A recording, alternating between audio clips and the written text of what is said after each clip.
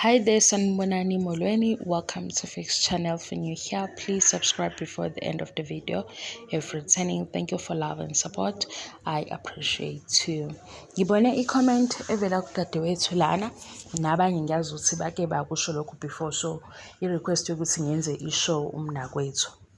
Angiyenzi i-show ngesizathu, kodwa-ke sengazama manje. Ngizokhuluma ukuthi why. Njengoba ungizwa nje ngikhuluma ngomZulu, so noma kuba Isthembu ngingasazi, kodwa ngicabanga ukuthi indlela esakhiwa ngayo kufanele ukuthi sakhiwe ngenhlonipho nangendlela eqondile. So ukubuka i-show efana noMnakwethu eveza ezinye izinto engithi ziyaphoxa indlela engibuka ngayo, ngigcina sengihluleka ukuthi ngixoxe ngayo noma ngiyi-analyze because ngisala naloko kuphoxeka. Mase kuba ukuthi futhi makuvela odadewethu laba abavelayo, kube nabantu abazothi mabephawula bethi amaZulu vele anje, amantombazane amaZulu anjena abafuni ukuzithuthukisa, balandela omaskandi artist. Izinto ey'velayo ezinye zazo zinokuhlambalaza. Angi-undermine ibhizinisi because ngicabanga ukuthi ukuza kwe-TV show kusuke kunomqondo ukuthi kwenziwe ibhizinisi, but ekugcineni noma ngabe yini le elethwayo, akusengabi i-show isiyahlambalaza from episode 1 to episode 13 mangabe lawo ama-episode awu-13. Nanokuthi-ke uma kuzogxilwa kwizinto okuzothiwa zihambisana nesiko, azibe ngendlela ehloniphekile nendlela engizothi clean and clear.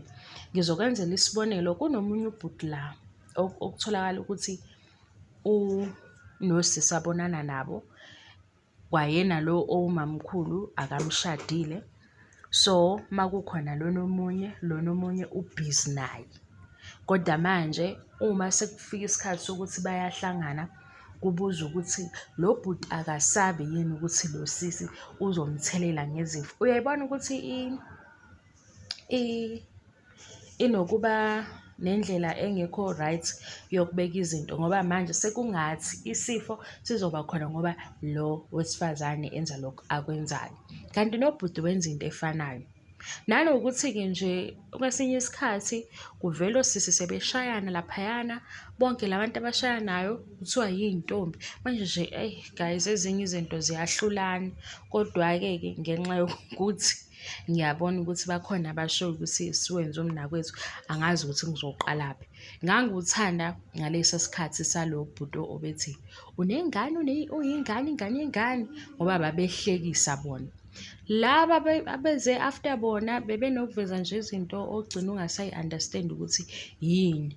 Nakhona futhi akusibona bonke abazovela besho ukuthi hayi bunjalo siya-act.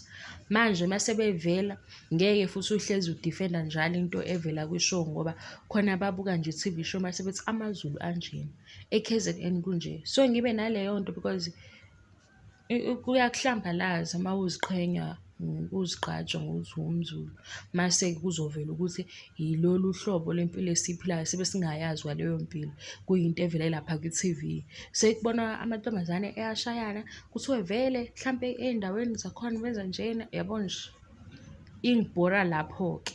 Nanokuthi-ke akulula-ke ukuthi vele sengiyazi ukuthi iyangibhora, mase ngizama ukushintsha umqondo wami kalula, ngiyibone ngeso eli-positive.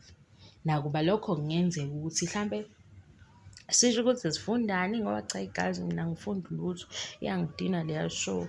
Angi-undermine abantu abayibukayo, kodwa mina iyangidina. Yileso sizathu-ke esenza ukuthi uMnakwethu nje kube yinto engiyilunguzayo ngaleso sikhathi ngidlule kuwona, kodwa-ke singazama ngoba phela kugcina sekuthiwa silandele omaskandi artist. Imishado ithi yigugu, yikho sifuna ukuba womamncane, yikho sifuna ukuba wo-number 3, wo-number 4. Into engekho esingayihaleli ukuthi nje siyayibuka ngoba isivele ku-TV show. Kodwa ngifuna ukukhuluma kakhulu, ngiyabonga i-support, ngiyabonga, ngiqede, bye.